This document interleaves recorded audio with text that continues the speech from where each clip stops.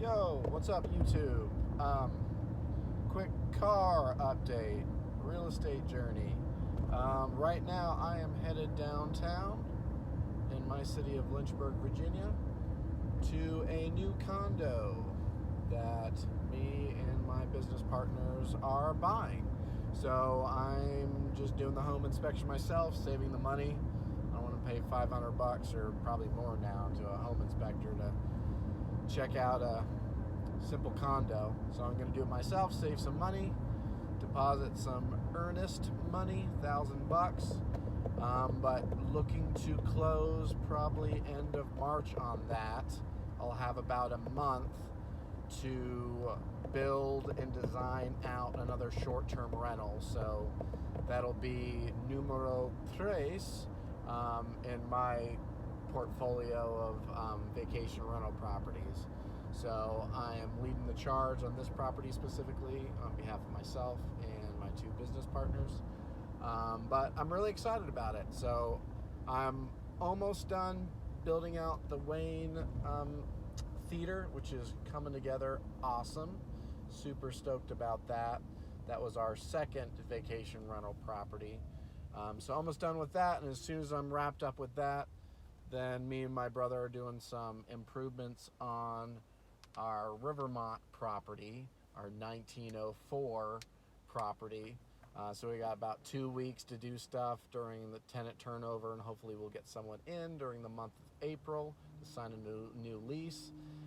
With that being said, again, April 1st, more or less, jumping on this condo and going to be designing it out. Also going to be doing a pretty wicked awesome home theater in that setup too.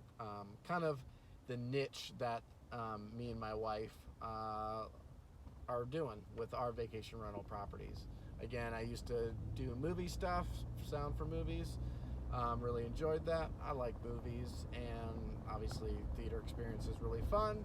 And I have that technical know-how, so why not leverage that skill where you have it?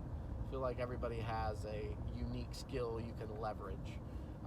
In my particular case, I don't want to deal with customers. I don't want to deal with guests and stuff specifically, so I outsource that and I pay the percentage, the fee to do that. But I can save a ton of money by managing in terms of upkeep and cleaners, scheduling, all that kind of stuff.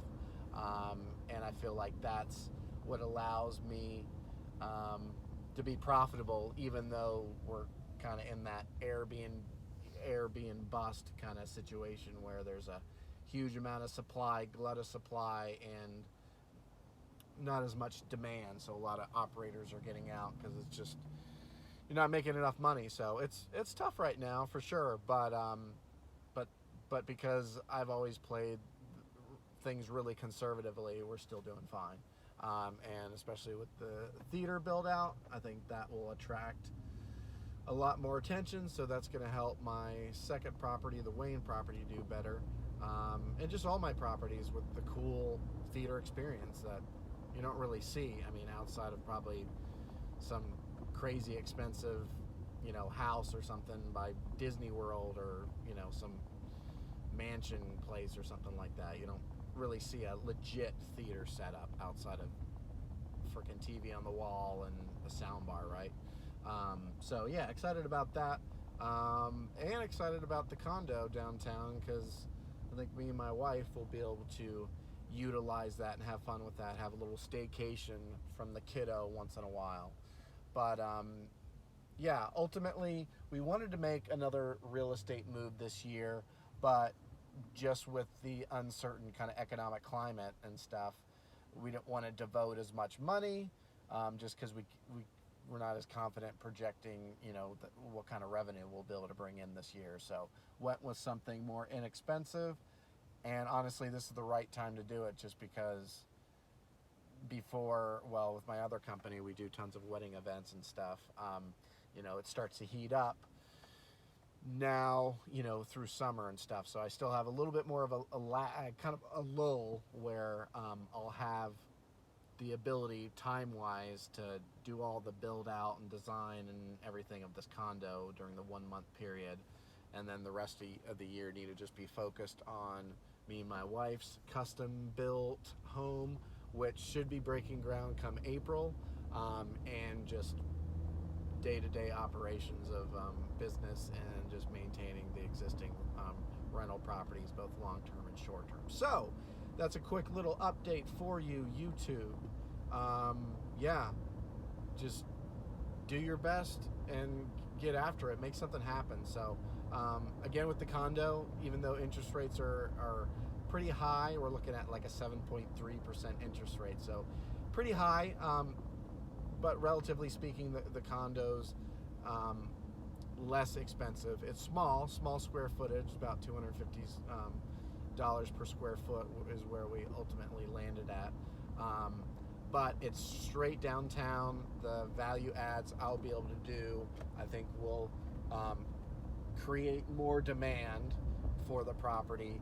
And I'm just looking at, I want to just be able to hold the property. So if we just break even more or less and just sustain it, I'm fine with that. And that was kind of the goal. Like, still acquire something. We're gonna have principal pay down, tax write-offs, depreciation, all that kind of stuff. And then ultimately, whether it's, back part of this year or 2024, if we finally see the Fed lowering interest rates and we start to see kind of a turn of events in terms of the economy, I think it'll pay dividends to have picked up something during this year, during the pain. Now, I mean, I think there's still more pain to be had in the real estate market, and I think there's going to be some more seller anxiety, so we'll probably imagine we're going to see some more prices dropping and stuff. But for us, even if we could have saved a little bit if we held out, we got the condo that we wanted, the placement that we wanted, getting in earlier on the game, and it's just the right time to do it for me, so it makes sense. But that's a little update for you, YouTube, and I'll close it with that.